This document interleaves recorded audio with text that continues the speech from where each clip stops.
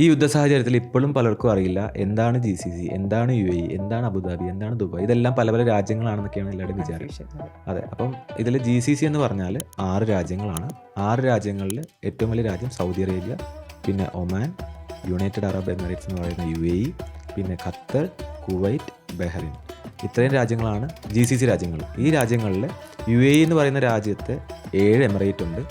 7 എമിറേറ്റിലെ ഒരു എമിറേറ്റാണ് അബുദാബി എന്ന് പറയുന്നത്. അബുദാബിയാണ് ഏറ്റവും വലിയ എമിറേറ്റ്. അതായത് ഇന്ത്യയിലെ സംസ്ഥാനങ്ങൾ എന്ന് പറയുന്നത് പോലെ യുണൈറ്റഡ് അറബ് എമിറേറ്റ്സ്, UAEയിലെ എമിറേറ്റ്സുകളാണ് 7 എണ്ണം. അതിൽ അബുദാബിയാണ് ഏറ്റവും വലിയ എമിറേറ്റ്.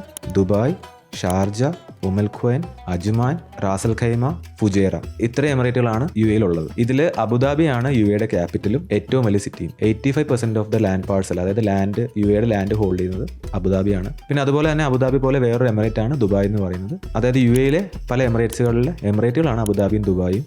രാജ്യങ്ങളല്ല.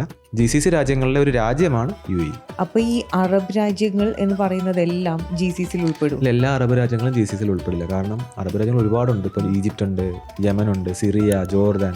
ഇതൊന്നും GCCയിൽ ആകെ 6 രാജ്യങ്ങളേ ഉള്ളൂ. ഗൾഫ് കൗൺസിൽ കോർപ്പറേഷൻ, ഇതൊരു സംഘടനയാണ്. അതിൽ 6 രാജ്യങ്ങളാണ്. ഈ 6 രാജ്യങ്ങളിൽ ഒരു രാജ്യമാണ് UAE. അതുപോലെ അങ്ങനെ 5 രാജ്യങ്ങൾ വേറെയുണ്ട്.